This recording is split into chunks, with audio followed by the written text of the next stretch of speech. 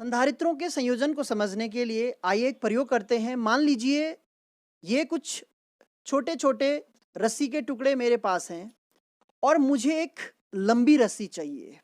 तो मैं क्या करूँगा कि जो ये छोटे छोटे टुकड़े हैं उनको इस तरीके से एक दूसरे के साथ जॉइन कर दूंगा, यानी कि इनके एक सिरे को दूसरे सिरे के साथ अटैच कर दिया। देखिए इसकी लंबाई बढ़ गई है। देखिए इसी प्रकार से मैंने अन्य हिस्से भी जोड़ दिए हैं और मैं देख पा रहा हूं कि एक जो छोटी छोटी रस्सियां मेरे पास उपलब्ध थी उनसे एक लंबी रस्सी प्राप्त हो चुकी है। देखिए काफी लंबी रस्सी मुझे प्राप्त हो चुकी है। अब जो कार्य मुझे करना था उसके लिए इतनी लंबी रस्सी मुझे उपलब्ध हो चुकी है। तो कहीं ना कहीं मैंने इनका एक कॉम्बिनेशन बनाया और ये कॉम्बिनेशन 1 बाय 1 है, यानी कि पहली रस्सी थी उसको मैंने इस दूसरी रस्सी के एक सिरे पे जोड़ दिया, फिर इस रस्सी के दूसरे सिरे को तीसरी रस्सी के सिरे पे जोड़ दिया और फिर तीसरी रस्सी के सिरे को चौथी रस्सी के सिरे पर जोड़ दिया और इस प्रकार से एक लंबी रस्सी मुझे प्राप्त हो गई है। तो इसे कहते हैं श्रेणी क्रम संयोजन। यहां पर मैं सर्वप्रथम आपको केवल संयोजन क्या होता है वो बताने की कोशिश कर रहा हूं। दूसरे प्रकार के संयोजन को समझते हैं। मेरे पास एक लंबी रस्सी उपलब्ध है लेकिन यह रस्सी मजबूत नहीं है।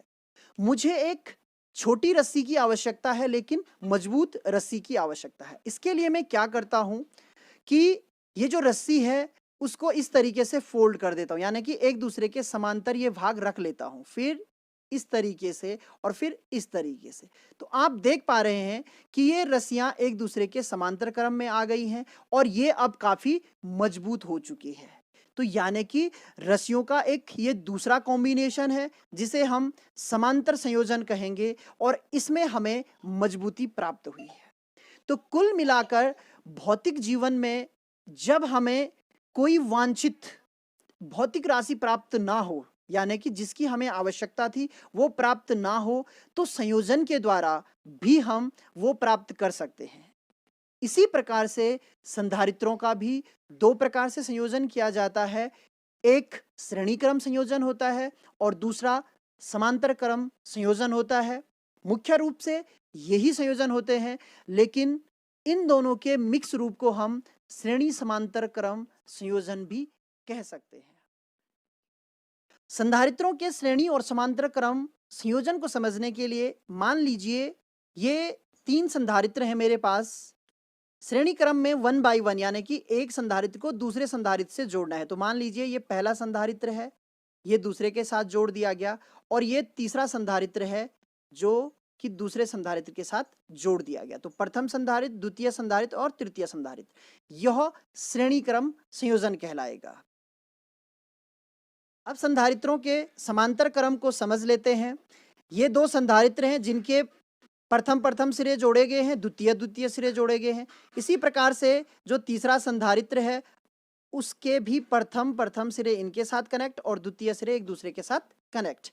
तो ये जो कॉम्बिनेशन है जिसमें एक साथ प्रथम सिरे और एक साथ द्वितीय सिरे एक दूसरे के साथ जुड़े हुए हैं, तो संधारित्रों का यह संयोजन समांतर क्रम संयोजन कहलाता है, यानी कि पैरेलल कॉम्बिनेशन ऑफ कैपेसिटर्स कहलाता है।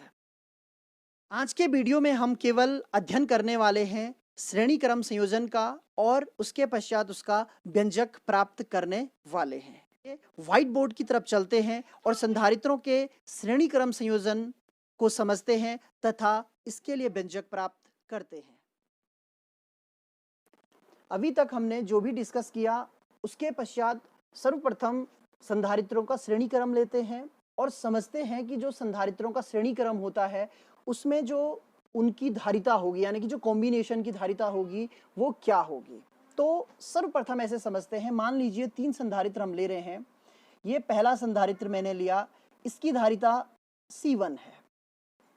दूसरा संधारित्र मैं ले रहा हूं, इसकी धारिता C2 है और तीसरा संधारित्र मैं लूंगा जिसकी धारिता C3 होगी।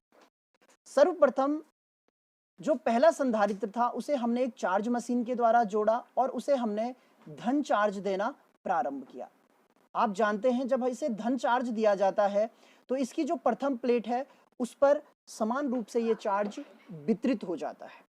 दूसरी जो प्लेट होती है उसके प्रथम सिरे पर यानी कि जो पहला भाग होता है उस पर वैद्युत प्रेरण के कारण ऋणात्मक आवेश आ जाता है और जो द्वितीय प्लेट होती है उस पर धनात्मक आवेश आ जाता है। ये जो आवेश का मान होता है, मान लीजिए इसमें प्लस क्यू है तो इसमें माइनस क्यू आएगा, और इसके ये जो दूसरा हिस्सा है इसे ध्यान से देखिए, इस पर भी प्लस क्यू आवेश आएगा। अब यदि यही सबसे इंपॉर्टेंट है, इस पे आप विशेष ध्यान दें, यदि हम इसके दूसरे सिरे को दूसरे संधारित्र के प्रथम प्लेट से जोड़ दें, कंडक्शन कर रहे हैं, तो क्या होता है, जो ये धन चार्ज होता है यानी कि ये जो आवेश है वो सारा का सारा आवेश यहां समान रूप से वितरित हो जाता है। यानी कि जो प्रथम संधारित्र है वह एक चार्ज मशीन का कार्य करता है और दूसरे संधारित्र की प्रथम प्लेट को धन आवेश से चार्ज कर देता है। यानी कि ये जो प्लस क्यू आवेश था वो यहां पर आ गया है। आगे की प्रोसेस सेम है, यहां पर फिर से ऋणात्मक आवेश आएगा, नेगेटिव चार्ज आ जाता है, फिर से हम इसे जोड़ते हैं, फिर यहाँ पॉजिटिव चार्ज आ जाता है और फिर यहाँ नेगेटिव चार्ज आ जाता है। जो इसका पॉजिटिव चार्ज होता है इस लास्ट एंड को हम पृथ्वी के साथ कनेक्ट कर देते हैं, तो जो पॉजिटिव चार्ज होता है वो कहाँ चले जाता है, पृथ्वी में चले जाता है। यानी कि इसकी क्या हो चुकी है, अर्थिंग हो चुकी है। तो आप देख रहे हैं यहाँ पर पॉजिटिव क्यू चार्ज था तो यहाँ पर नेगेटिव क्यू चार्ज हुआ, फिर इतना ही पॉजिटिव चार्ज इसमें था जो कि इसमें चला गया, फिर इसके कारण इतना ही नेगेटिव चार्ज इंडक्शन के कारण इसमें प्रोड्यूस हुआ, फिर जो इसका पॉजिटिव चार्ज था वो कितना होगा, प्लस क्यू, वो इसमें चला गया, फिर इसमें इंडक्शन के कारण नेगेटिव चार्ज आया और फिर जो नेगेटिव चार्ज था उसी के बराबर पॉजिटिव चार्ज यहां आया, लेकिन इसे हमने अर्थिंग कर दिया है तो वो चार्ज अर्थ में चला जाता है। यानी कि हम ये कह सकते हैं कि जो श्रेणी क्रम है उस श्रेणी क्रम में जो आवेश है वो एक समान रहता है। क्यू आवेश और क्यू आवेश, यहां पर हम पॉजिटिव और नेगेटिव नहीं लेंगे, हम इसका मैग्नीट्यूड लेंगे। तो यदि चार्ज मशीन से इसे क्यू आवेश दिया जाता है तो वह श्रेणी क्रम में सभी संधारित्रों के लिए क्यू आवेश ही होता है। सबसे महत्वपूर्ण बिंदु, दूसरा महत्वपूर्ण बिंदु यह है कि जो संधारित्र होते हैं उनके एक्रॉस विभवांतर अलग अलग होते हैं। प्रथम के एक्रॉस V1 हुआ, द्वितीय के एक्रॉस V2 हुआ और तृतीय के एक्रॉस V3 हुआ। आपकी ओर से एक प्रश्न हो सकता है कि जब आवेश बराबर हैं, यानी कि जो संधारित्र हैं उनके आवेश जब बराबर हैं तो उनके विभवांतर अलग अलग क्यों हुए? तो इसका आंसर ये है कि जो संधारित्र हैं उनकी धारिता अलग अलग है। अगर धारिता अलग अलग है तो उनके विभव अलग अलग होंगे, यानी कि आवेश तो बराबर होगा लेकिन धारिता अलग होने के कारण उनके विभव अलग होंगे।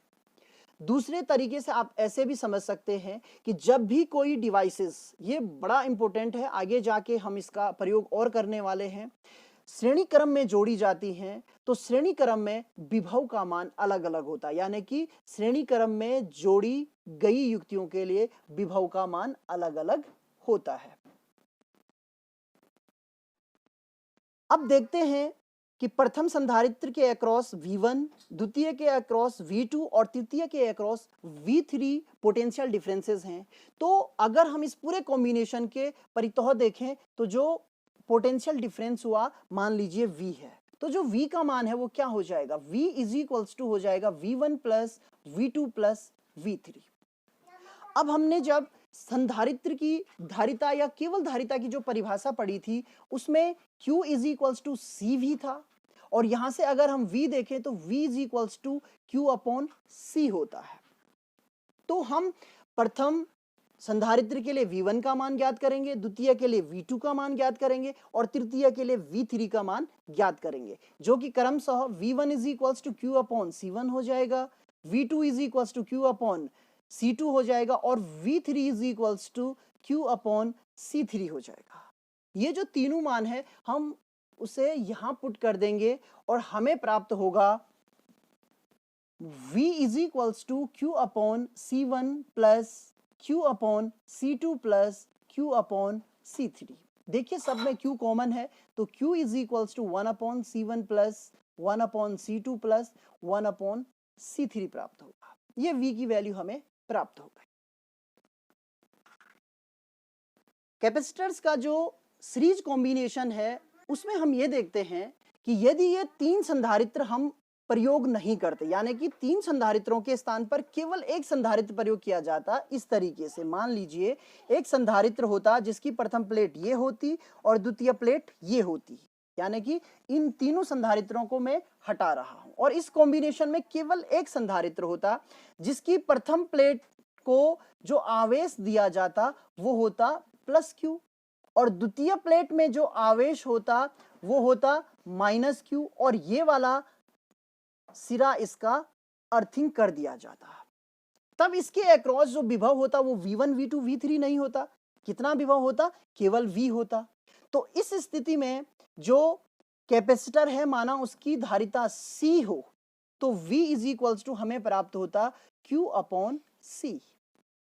अब दो वैल्यूज हमारे पास हैं। जब हमने सीरीज कॉम्बिनेशन लिया तब हमारे पास वैल्यू प्राप्त हुई V is equals to Q 1 upon C1 plus 1 upon C2 plus 1 upon C3 और जब हम उनके इक्विवेलेंट एक कैपेसिटर ले रहे हैं तब हमें वैल्यू प्राप्त हो रही है V की Q अपॉन C।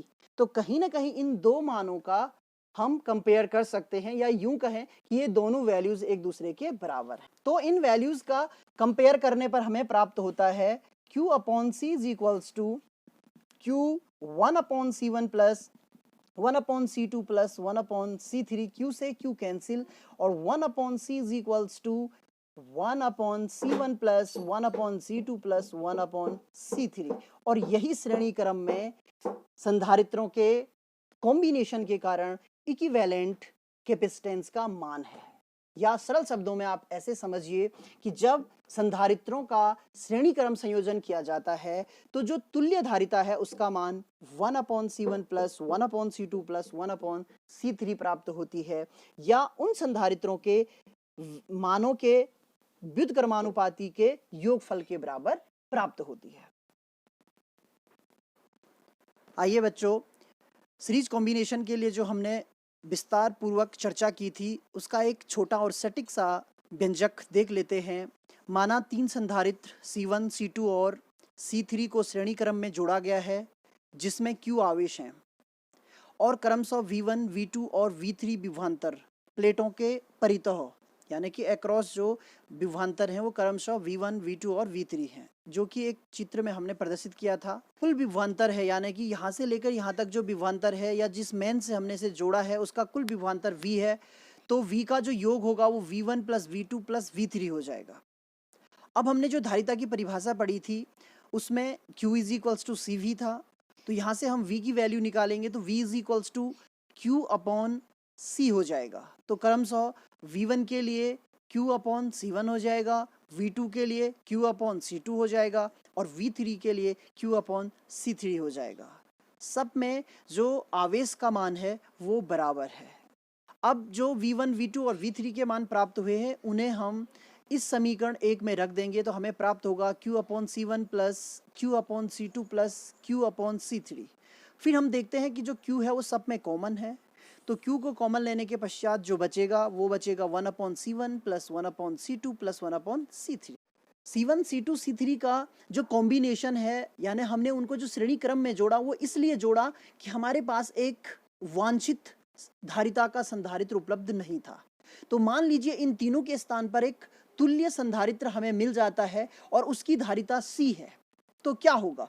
उसमें जो आवेश होगा वो Q होगा, उसके अक्रॉस जो टोटल आवेश है वो Q होना है और जो विभव होगा वो कितना होगा? V होगा। तब हम यही परिभाषा अगर प्रयोग करें तो V is equals to Q upon C हो जाएगा।